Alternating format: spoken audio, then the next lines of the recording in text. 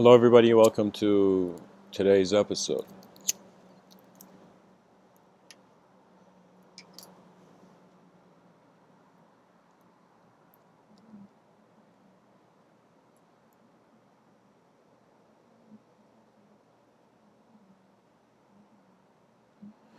The title of today's episode is The Narratives We Keep Our Deeper Dimensions In. And in some sense, this was inspired out of a talk I had given earlier where I heard this sentence in it. And so it made me kind of realize that we human beings have to communicate to share our inner dimensions with the outer world. Therefore, our inner dimensions are preserved through language and image and subtler language and image. So right now, if I ask you, who are you? It's like you're going to see the response is going to be some sort of character in some sort of communicatable story. Okay? And what I'm trying to say is that we keep ourselves as a character in a story behind our eyes, in some sense. And in front of our eyes, there isn't that much free will. If you notice, free will is kind of like in the inner dimensions of the being. It's as if something from the awareness changes or is added, and therefore a new movement can emerge. My first suggestion, not suggestion, but what I'm trying to say here is that we keep ourselves in language.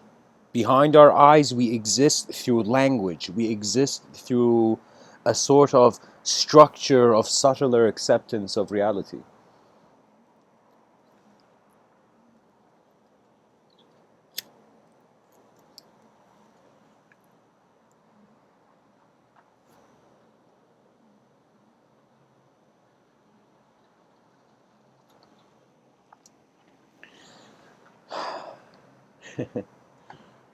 Ludwig von Wittgenstein says the limits of my language are the limits of my world. When I look at myself in the mirror, I see the physical body, I see the objective existence, it is undeniable, it is here, we are objective beings. But what I also see in the mirror is someone looking through my eyes. And that which is looking through my eyes seems to be an accumulation of various forms I've become aware of throughout this life. You see, you ask somebody, how are you doing today? And if they say good, their sense of good is in relation to something else. It is referential. So as this evolutionary creature,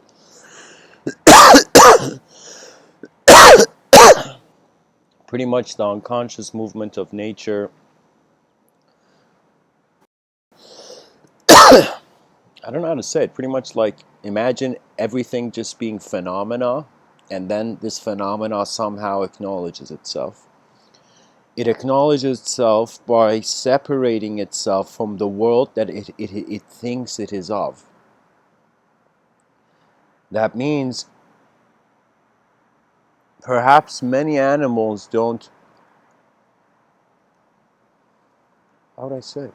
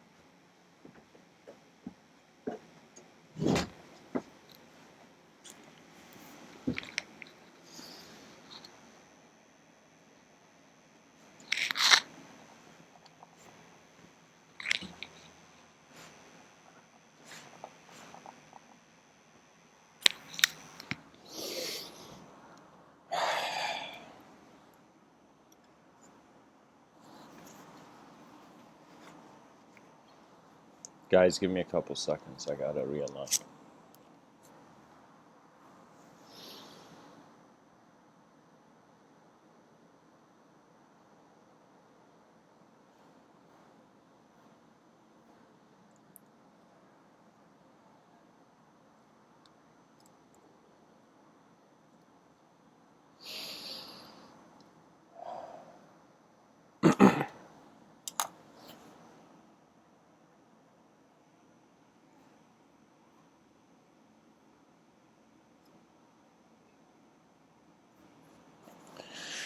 Okay.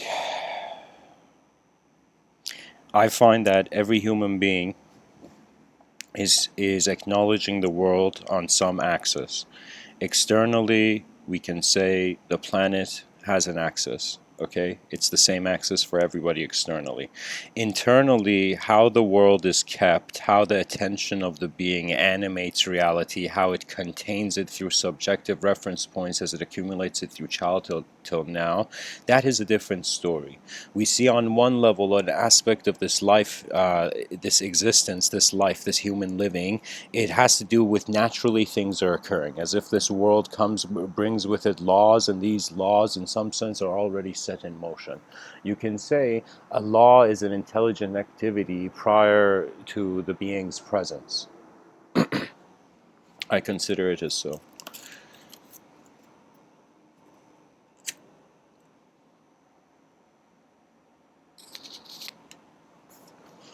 Now, if there is an aspect of nature, like your heartbeat, for example, it involuntarily occurs. You don't think about it, it's happening, okay? So we can say the laws of the universe are things that are happening. You don't even have to think about it, they're already happening. So there's a sort of kind of influence of an intelligence, a pattern of intelligence prior to the person even wondering about their free will. As if a world had to be made, a person had to emerge, and then the questions could arise. So we as the human beings find that if we pretty much when the natural side of life kind of shows itself, you have to either accept it. There's two things that can happen. Either you're resisting the nature of this world, or you are in some sense abiding by it. These are the two modes, okay, for the involuntary aspects of any sort of intelligence, whether it's external or internal. It has to come with a sort of resistance or non-resistance. The more you feel you're an individual, the more you will resist the collective changing you. The more you think you are alone, the less you will feel in common with the world that integratively can change. So the free will is that part of nature which, due to noticing nature, feels it is not in nature. So we can say the free will seems pretty unnatural.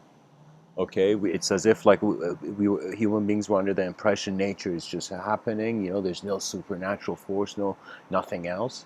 But suddenly we see these creatures that manifest in this reality. They have this eternal urge to continue existing based on their design. So one can say even evolution is an eternal effort of a temporary being.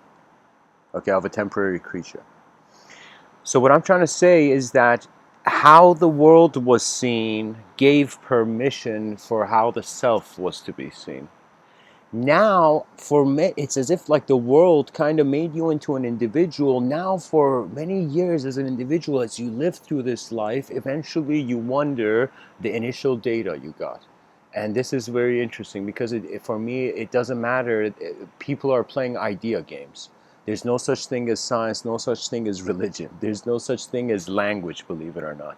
Okay, and I don't mean there's no such thing. I mean there's a hollowness to it. That in the deepest judgments of our species, where we are battling between who knows more and who doesn't, who is more right and who is more wrong, and all this kind of subjective warfare that is going on, we forget to realize that we are on a rock in the middle of nowhere, and we turned nowhere into now here, a sort of meaning shaped story and whatnot.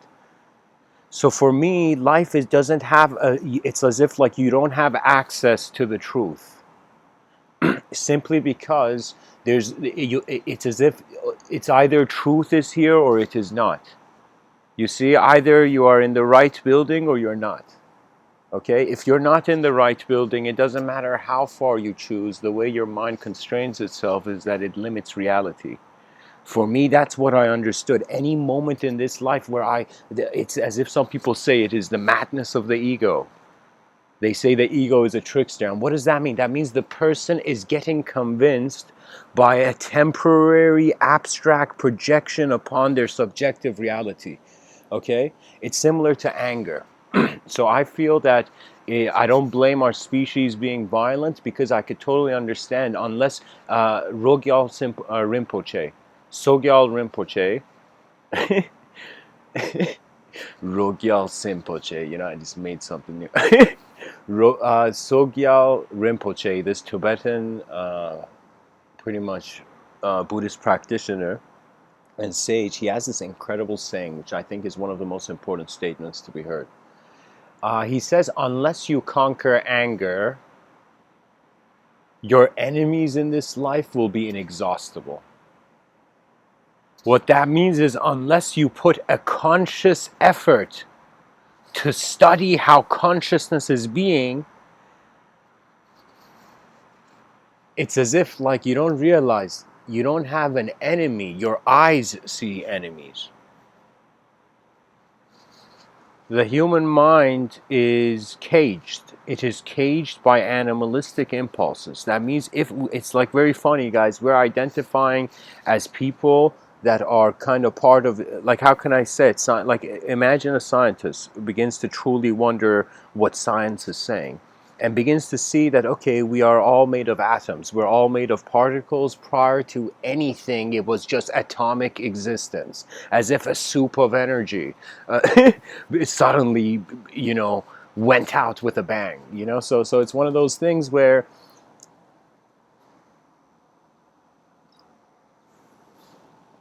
if I choose to see myself as simply an objective being, that means subjectivity is the effect of objectivity. Okay, so that means no subjective idea would be valuable. You shouldn't, if you are any person, you don't understand, you cannot deny the human imagination and permit it somewhere else. This is the issue. I want you to see, imagine one person raised in a conservative neighborhood, one person raised in a liberal neighborhood. These two people meet. Okay, imagine, as these two people meet, what is occurring? In some sense, two different value systems, two different modes of agreement with how the world should be, suddenly find themselves face to face and having to co-create. Pretty much, it's like another way of saying, it's like chaos and order decided to play in the same playground.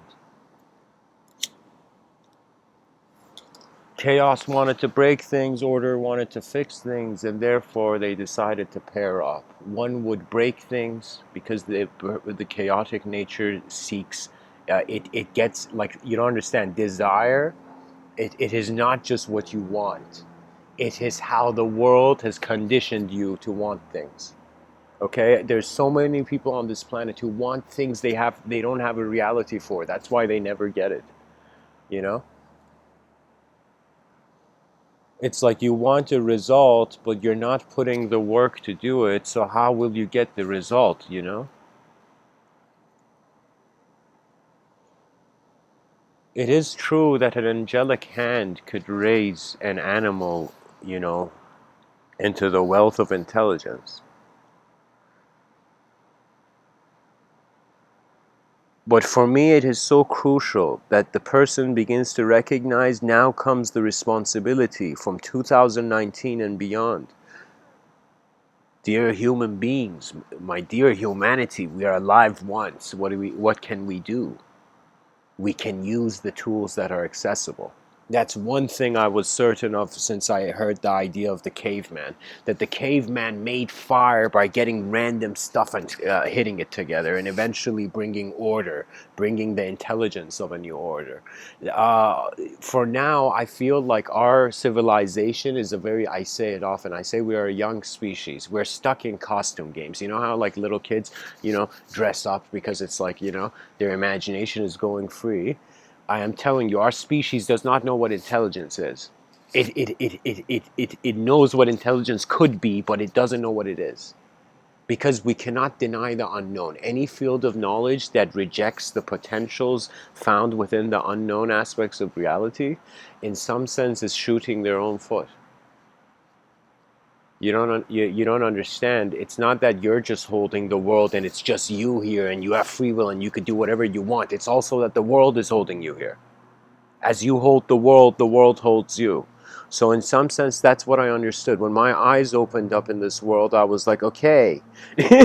Like there was no language, but there was an acknowledgement. That's the beautiful thing about being energy. You know, everybody, can you tell me, it's like you see people can behaviorally, I've seen this, oh my God. In high school, I would see it everywhere. You know, when I was even younger, I was stuck into that pattern where the person thinks he or she is more intelligent if they are somebody else that they think the moment needs. It's very funny. It took me like a quarter of a lifetime. No, not a quarter of a lifetime, but like I could say my childhood, I was getting introduced to the lies of the world, assuming they were truths. As I kind of matured in this existence, I began to see, oh my God, the lies aren't that true. So where is this truth? Where is this truth? The biggest question a person should ask, like you guys have to understand this, people make fun of spirituality too easily. I've noticed something with the same, it's very fascinating, but no two people can see the same thing. But the same symbol can be present in two worlds.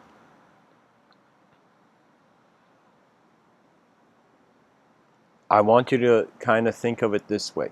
For example, right now, Mr. Within, like I'm saying these words to you. I'm speaking, I'm giving this sort of talk, okay? So these words that enter your ear, the way I say these words are evoked by an unique experiential route I have taken on this planet. And you have had your own journey, and everybody is having their own unique experiential journey. Experience is where the personal and the impersonal are meeting to be the moment's existence. Swami Krishnananda, I find him one of the most important people to listen to. He's definitely an advanced communicator.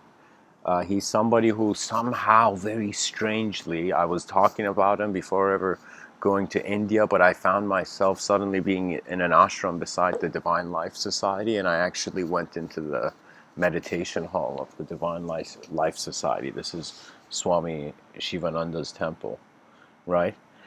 And Swami Krishnananda is a disciple of Swami Shivananda, and what happens is that Swami Krishnananda, he says, then meditation, there's no longer a need for meditation when the being has comprehended, has realized the inseparability of the individual activity and the cosmic activity.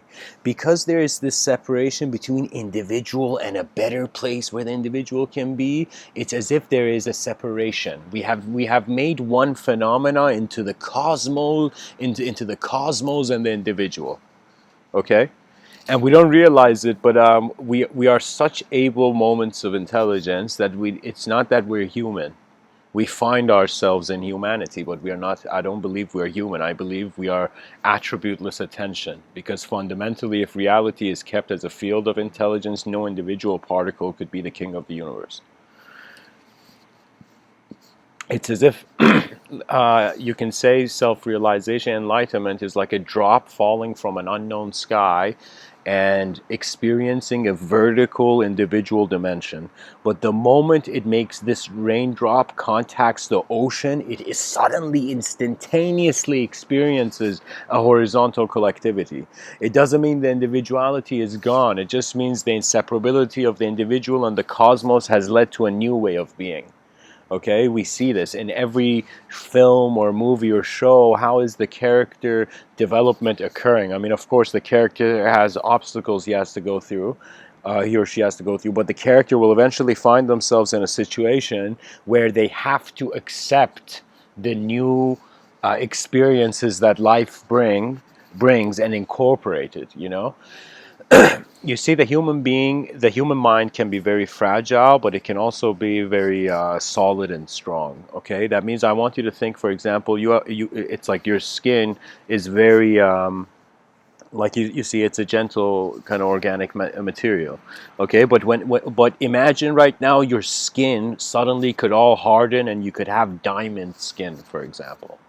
Okay, so you see, it's as if like suddenly there's an ability to change the nature. This is I'm saying this playfully as an example, just to let you know that because reality can change, reality can never be the same thing. So it has never been the same thing. So what we seek is not reality. I find the ultimate truth of this plane of existence that we're in has nothing to do with reality or imagination. Reality and imagination are two wings of the same bird. The bird does not have the wings to, in some sense, study the wings. The bird is using the wings to fly in an unknown sky. So rather than us trying to think that, I don't know how to say it, but it's like, because imagine this. Imagine just nature occurring. Nothing. Nothing has occurred. There's no people, nothing. It's just nature's movement. Okay? This nature's movement suddenly reaches a point where it starts creating a world in itself. Okay? For me, I saw the movie in Inception, and people were like, that's an action kind of mystery kind of thing genre. And I was like, no, man, that's a horror movie. And somebody was like, what do you mean it's a horror movie? I'm like, there's a sentence in Inception where the guy says, you don't know where a dream, usually when you find yourself in a dream or a dream state, you don't know its beginning or you don't know its end. Okay? That's why it's a dream. And that made me suddenly think that, holy shit, our species doesn't know its beginning or its end. History does not know its beginning or its end. History is a dream. And I find that it doesn't matter what you believe, eventually you're in a certain mindset. Your mind is set to a certain value extraction of the world you have lived in. This value extraction, it's like the child, think of it this way. I remember a moment in my childhood before I learned language, and I remember it was just sight and activity occurring. And it's very interesting because the child has reactions, because the mind is so precise. You don't understand this, the incredible ability. The mind is your mind is a precision instrument. It is like, you don't understand how fascinating. It's as if somebody says, what's the purpose of the mind? I would say the purpose of the mind is to be attention. What is the purpose of attention? I would say it transcends the language threshold. It's beyond the language threshold. That means words cannot explain it. Do not ask for a story when the truth doesn't care for stories. It is, it is here before our expectations of it are. That's how majestic intelligence is. You know, I kind of felt like every human being, uh, how can I say it? It's like our morality, our sense of what is right and wrong,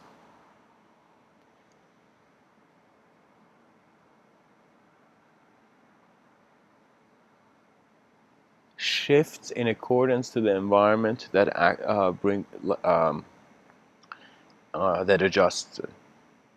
So what I mean by that is, you could be in a bad neighborhood, and because you don't do the same actions, you could feel like a good person. You could be in a good neighborhood, and by even though you don't do the same actions, you could feel you're bad. You know, society can make you a stranger, or it can make you family. Do you see? That is what I have understood, as if there were certain sages who said, friendship is a gift of the soul. And what is friendship? It is the advancement, it is the realignment. The drops become a stream. The stream joins, the many streams find the river. You know, the many rivers find the waterfall. The waterfall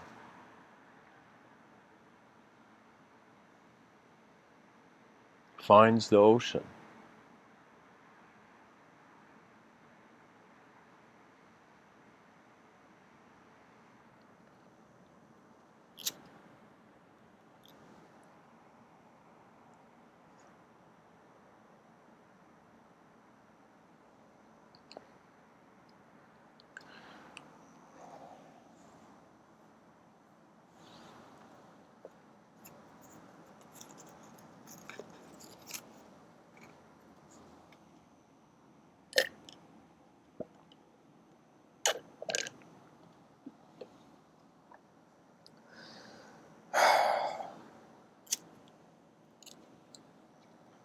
I remember when I was a kid, I would see certain people who, when this person walked in the room, this person had a presence.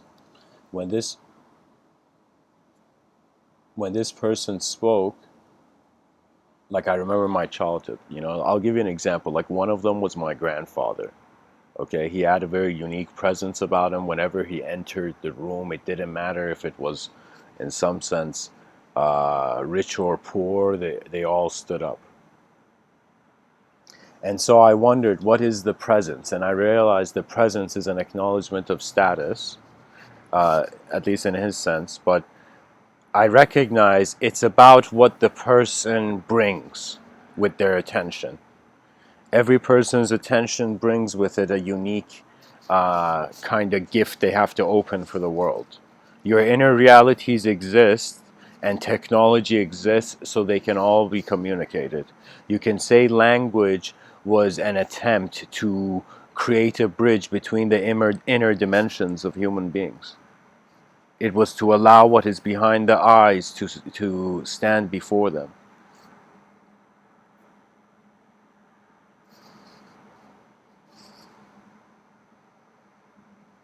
Right now I'm looking at a tree, as I'm looking at this tree, like I'm on a balcony giving this talk, I'm seeing this tree. As I see this tree branch, there is an instantaneous subjective component. The fact that I know it's a tree, those are leaves, and all this, you can say abstract kind of structure and content that is not here.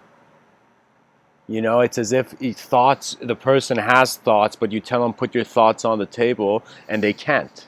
They have to either communicate it, write it, or find some other way. So it is as if there is a certain data you're exposed to that is only in your personal dimension. That means there's some things you're seeing about this life that only you are seeing. And you have an option of sharing or not sharing. I feel because we're a young species, it's as if like trying to create too much of a purpose for humanity is going to feel like too much homework. So the approach should be different. We should step out of the school to redesign the school and then step into it. People are all being followers. Not followers of religion, but followers of various ideology patterns. It's filled. You can see it. What is culture? Culture is a program you're using. Okay? It's very fascinating. Diogenes, some people know him as the father of cynicism in philosophy.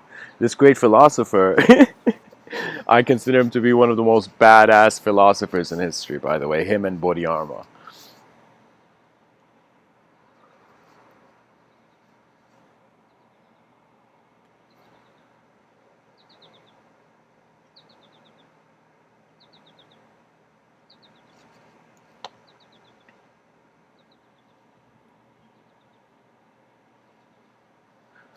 Some guy comes up to Diogenes and says, "Hey man, where are you a citizen of?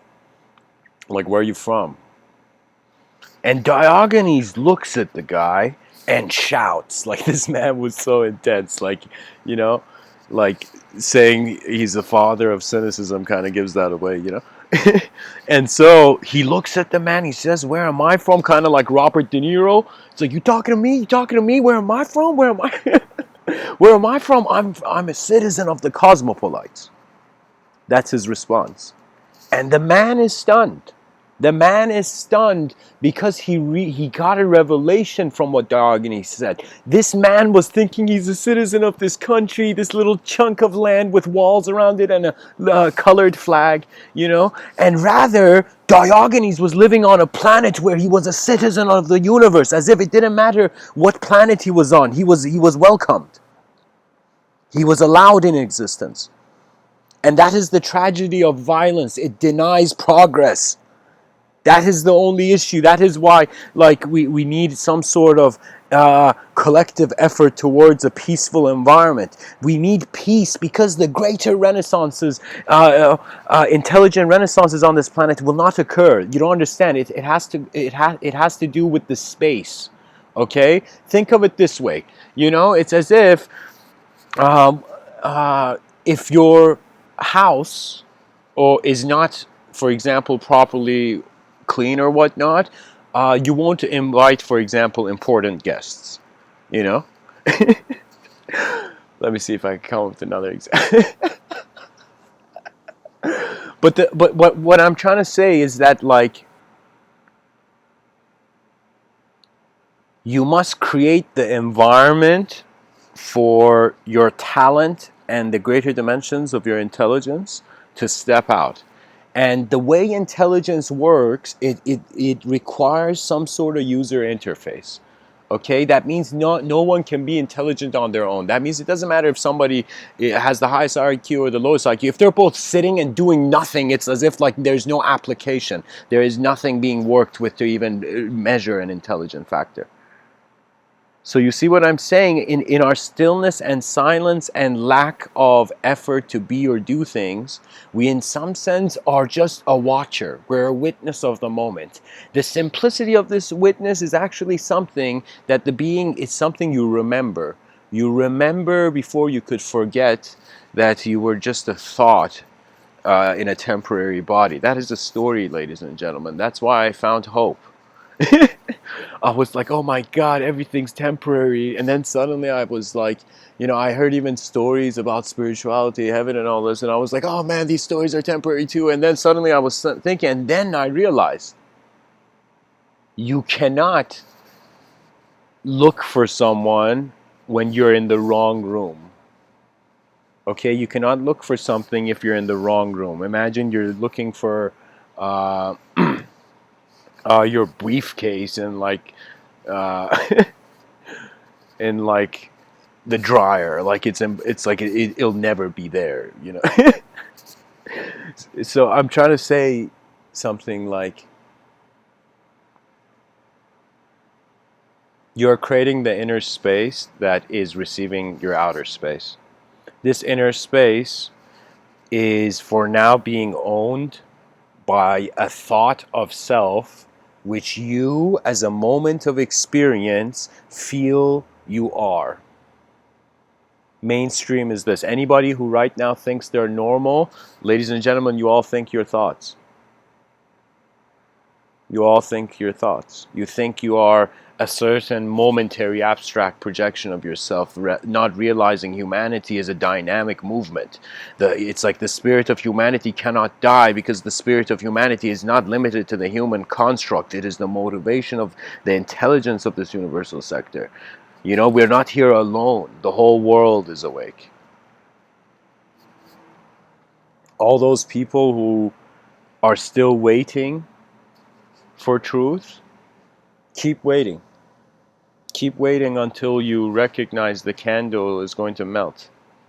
The wax of the candle is going to melt, and this light of consciousness that is given to you for, let's say, 100 years will in some sense fade. What is the value? What is the value of existence in its effort to attempt what it sees beyond? That means rather than us realizing every idea that has existed on this planet should be commended. Anything done should be commended. Anything acknowledged. Do you understand? Knowledge without love could not exist. If there weren't scribes that loved humanity and felt it was important to record data, we would not be here.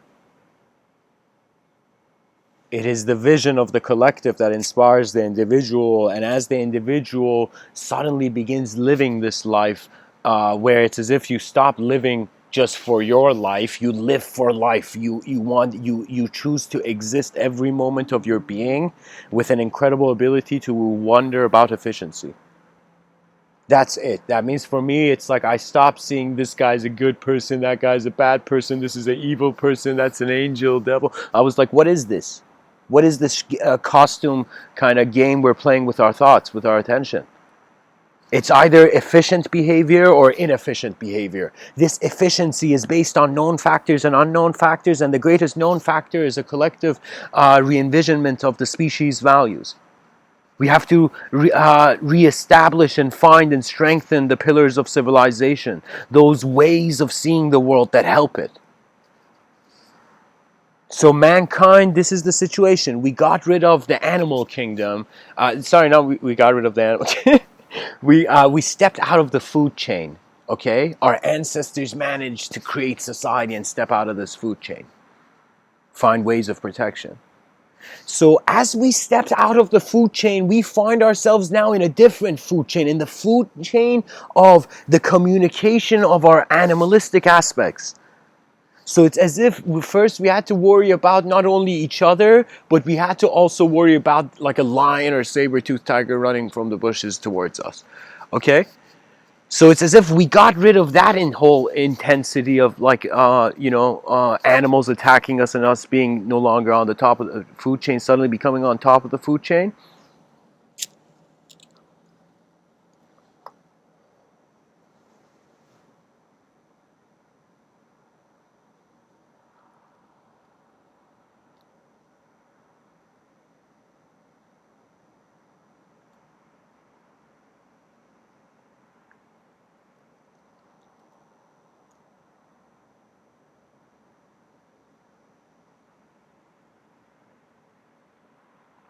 Sometimes I've seen in public people's behaviors bite one another.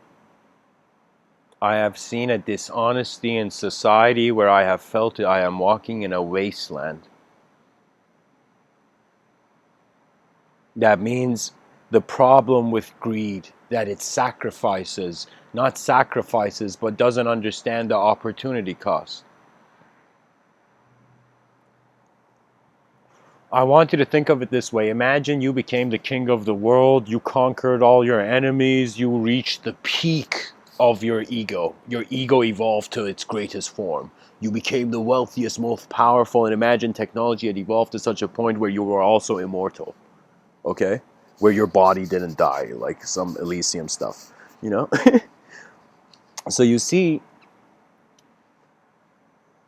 once you have reached the peak of your identity, which is being defined by its success, so once you attain, once that greedy part of you satisfies its hunger, it will look at reality. It will either try to become hungry for a bigger kind of game, or it will look at reality and be like, okay, I've eaten, the rest of the world is hungry, now what should I do? Should I go live on an island alone, just chill on the beach with all my money in my bank account? I don't know. I think billionaires must become active in society. They must start rebuilding society. Like back in the day in Venice, there was a kind of Medici family. The Medici, I don't know if it was Venice, but it was like the Medici family, let's say Tuscany. Like the Medici family, in some sense, they were kind of like these, I believe, rich bankers or something. And so what happened is the Medici family, with its wealth, started creating society. As if the Medici family, even though, their intentions could be questionable, however, they did something like this where they were like, okay, people are alive in society. They're walking the streets every day. They're going to the same bus stop. Then we must invest in the beautification of the gray streets of our species. That means they made society into a beautiful place so the person feels beautiful. But trust me, because there's this whole consumerist show going on, people have to feel ugly so they buy things to feel beautiful. It is tragic. Our species is suffocating in front of us. It's not suffocating, its potential is suffocating. That means it's as if every moment we don't live for mankind is a moment where people are forgetting mankind. Do you know how many lost technologies there are? And lost technology simply means the attention of the person went to something else. Anything your attention doesn't land on or doesn't stay on, you begin to see you will forget because something else will occupy your attention.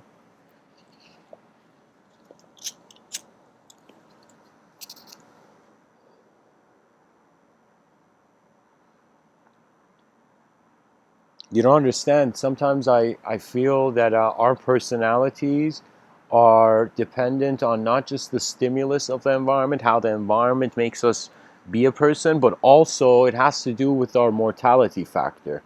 That means it's as if there are imaginative reasons of why you should do things, and there are real reasons of why you should do things, and both streams of data are accessible. They're accessible simultaneously. Because you cannot see truth and wonder about that which is not true. You cannot see that which is unreal and not wonder about what is real. That means it all has to do with the story society is telling. If the society says, guys, this is only it. If the society, imagine like the society came and said, guys, the world is a simulation. All governments in the world were like, we are convinced this world is a simulation. Okay?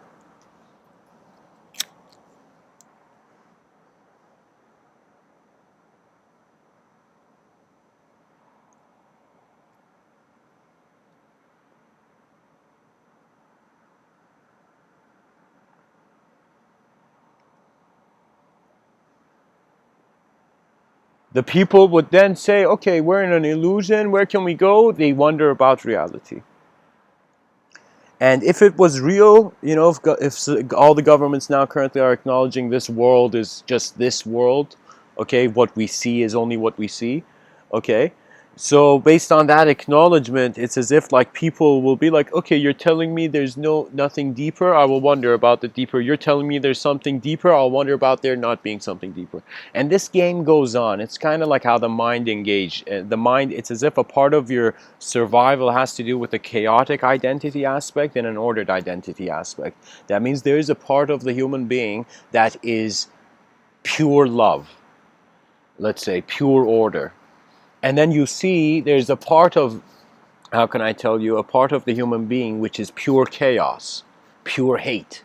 So you are surviving because a part of you kind of like is resisting things, is in some sense is like, why has the world behaved to me, I'll show you, like there's that mentality potentially present. And then there's also the mentality of like, no, this world deserves to be protected. So the thing is, because we have two different hemispheres of the brain, because we entertain the notion of the chaotic and the ordered, what occurs is that we find a sort of conflict of senses of self. This senses of self, trust me, psychology doesn't know what it's talking about. And I'm saying that too boldly and too simply. I mean, like, obviously, psychology is an incredible branch. Like, you don't know how many, my hobby is to study psychology, but like, uh, I say that because I know that any system, any organization, any institution that accepts only one way for things to be true stops evolving. When it stops evolving, it becomes this kind of like tank that's not being used, and somebody will come and use that tank. For me, what's happening is that the educational system was so weak to have a purpose of its own that the economical sector came to take it. So I feel universities are a slave to the economy. That means the era of true knowledge is kind of slowly disappearing. Social and cultural values are transcending existential. Are not transcending. Are being seen to have more value than existential uh, modes.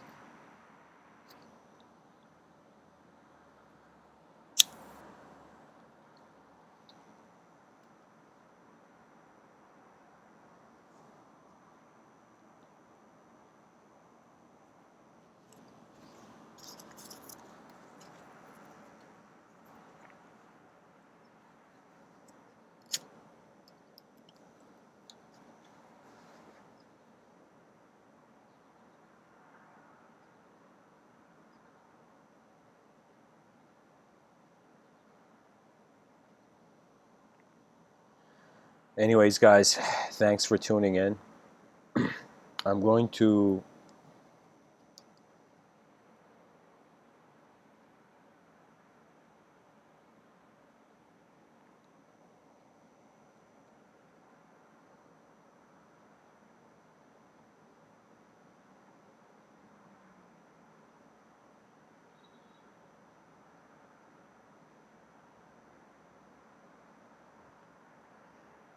I want to tell you this story that you're telling yourself, that is being your life in this moment, the deeper dimensions of your intelligence, are not only contained in this, the mysteries to your true intelligence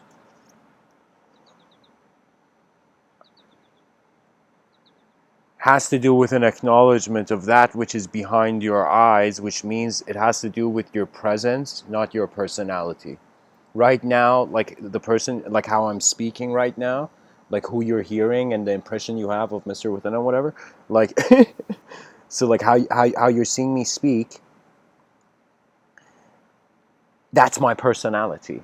It's the great performance of personhood, okay, that all beings are involved in, okay? We're all part of this grand performance of being actors in a world that changes. You know, the play will end. The final curtain will be pulled at some point. We must not fear the final curtain. We must fear not being able to perform when we can.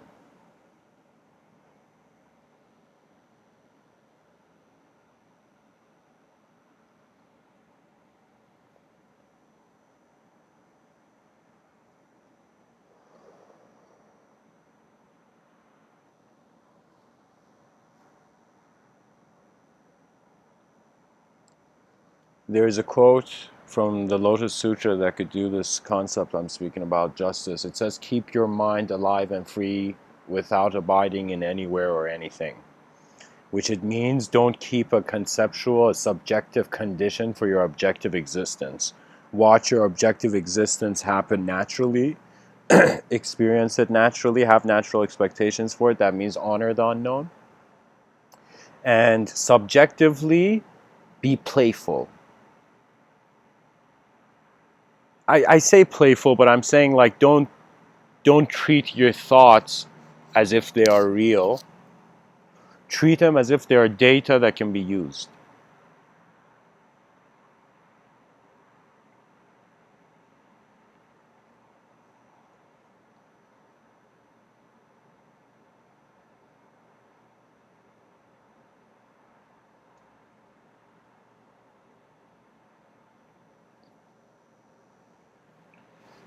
A friend of Plato came to Plato and said, hey, Plato. And Plato was like, what up? You know, this Greek philosopher was like, what's up, man? What do you want? You know? And so the guy looks at Plato and says, Plato, can you tell me what time is? And Plato's like, you want to know what time is it or what time is? And the guy says, no, I want to know what time is. And Plato tells him time is the moving image of eternity, which means it's a temporary illusion of an eternal process rather than an eternal illusion of a temporary process. We are free before we could not be. Much blessings and namaste. Oh, I got to say something else, guys. um, the subtler planes, every word you see that I'm using on this channel, I have this firm view that every person has their own unique introduction to subjectivity and concepts and language. That means every person is comprehending the same symbol in their own way. Okay, so when I use the word subtler planes, what those words are kind of emanating, what kind of experience they are emanating from, is this notion that imagination is here. It's making the world kind of function in this unknown way. Knowledge is endlessly and kind of reincarnating to constantly shape the known, contain the world, and eventually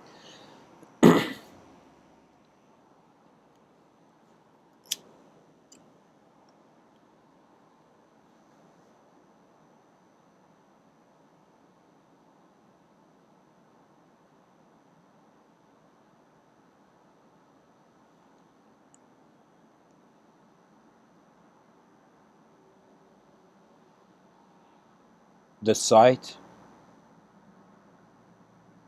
is freed from the ideas of itself. You suddenly relax and you recognize conscious existence is this awe kind of awesome kind of like miraculous presence. When my eyes open in the day, I am like, world, you have allowed me to play one more game, you know?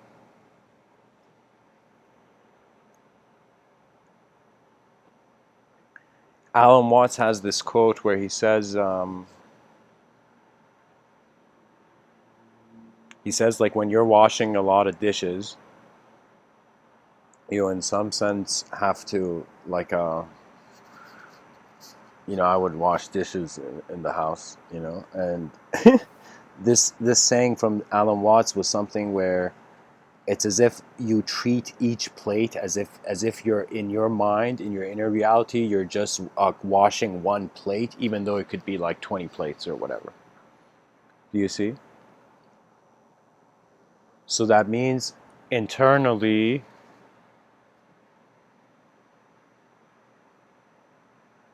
externality is not in charge. Externally, the internal dimensions are not in charge. And we oscillate between these modes of being, constantly finding ourselves as moments of being and moments of doership, where we are a certain doer. We are defined by the dynamism of our intelligence, or we're in the stillness of observing it before we have caged it in language. So the word subtler planes, it is my relationship with imagination, and I had to build my own route. I pretty much looked at what people are saying about imagination, and I realized it's something that it has a unique factor for every person. It's like you're trying to explore your eyes. Imagine an explorer who's explored the external world finally is like, okay, I've explored everything outside, you know? Imagine this world was small, like there weren't no galaxies or nothing. Okay, it was this complete like empty space, no sun, nothing,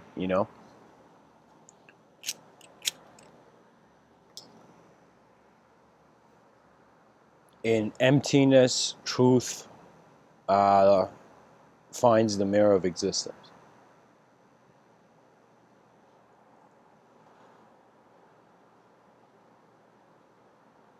The way I've used the words subtler planes is I say subtler planes of imagination, or subtler planes of abstraction.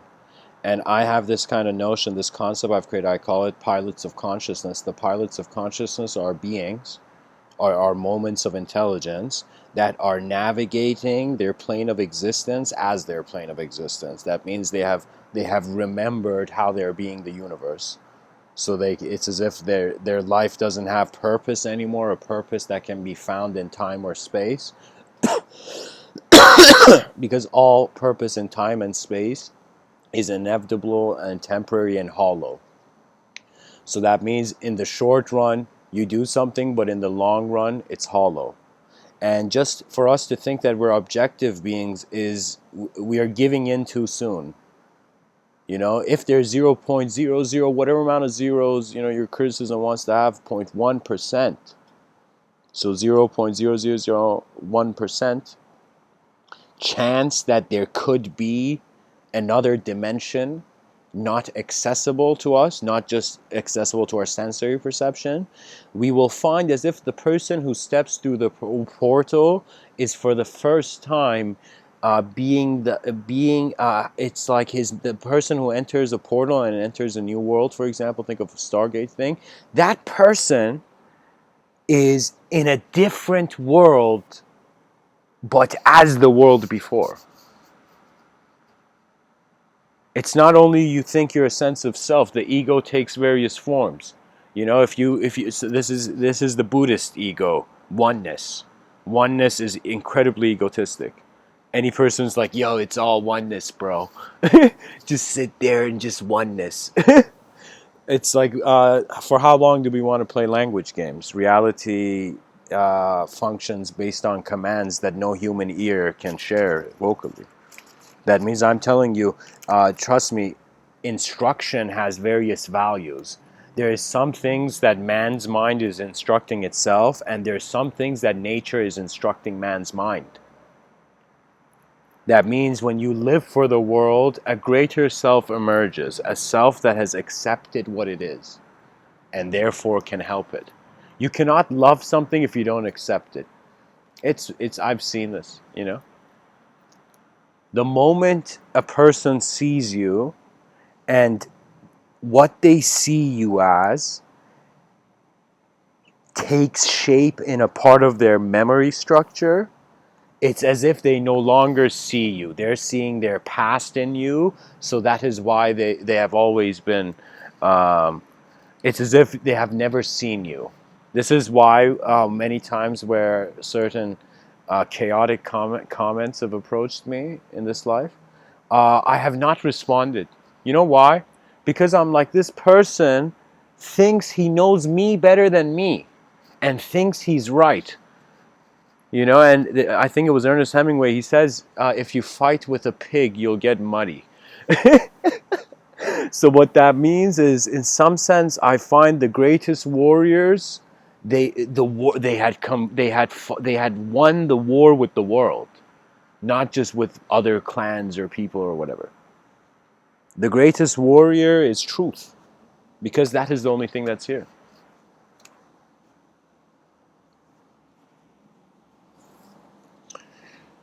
The educational system definitely needs to open its wings and stop encaging itself. Cultural and social values are important. Education should be kind of like, uh, uh, the educational system should be an older brother of civilization.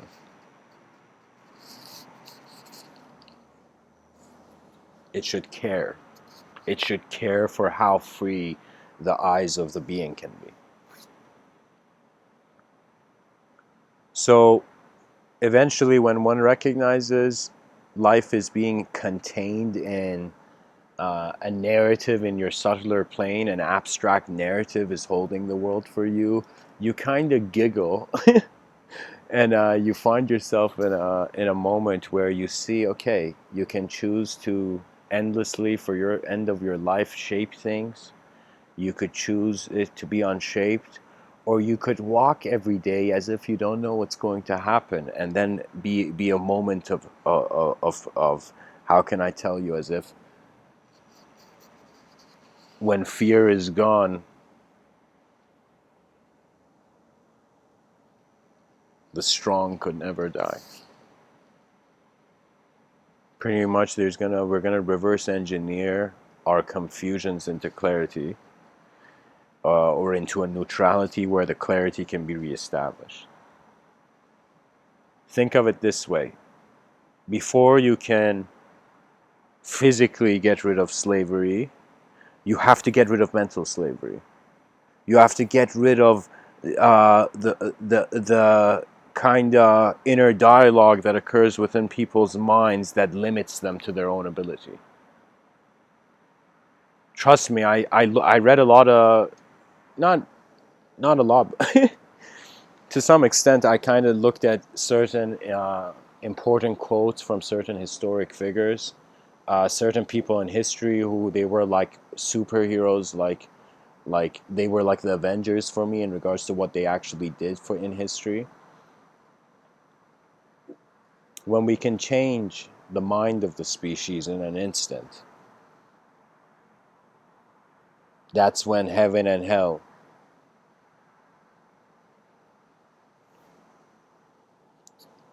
was left to choice. Free your mind. You must just see right now, your awareness in this moment does not need to be defined. Bask in your existential presence as it is being experienced. Again, this very important story that I share is about how in the Yoga Patanjali Sutra, it's not a story, it's a good metaphor. They're saying your consciousness, this soul you think you are, or this mind you think you are, it's kind of like a glass orb, this consciousness. So this glass orb, as it goes over, passes through various colored surfaces, it takes the color of that surface. So you begin to see, even Marcus Aurelius said, the soul is dyed with the color of its thoughts. The Buddha was like what you think you become. I mean, like, any more simpler than that, then we won't need words anymore.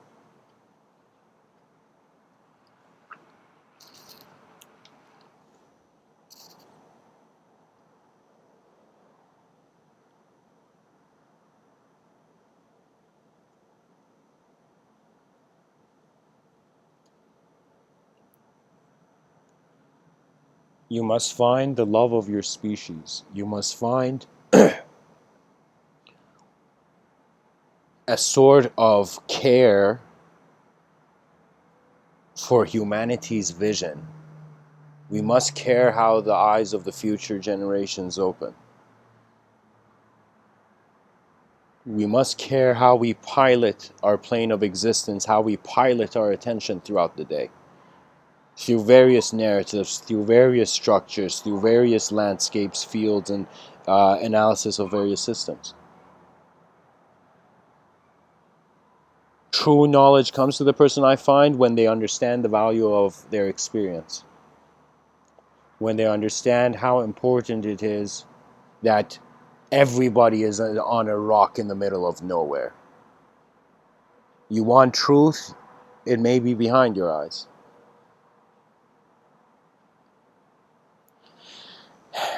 Thanks for tuning in, guys. It's always, I feel grateful giving these talks. Thank you. Much blessings.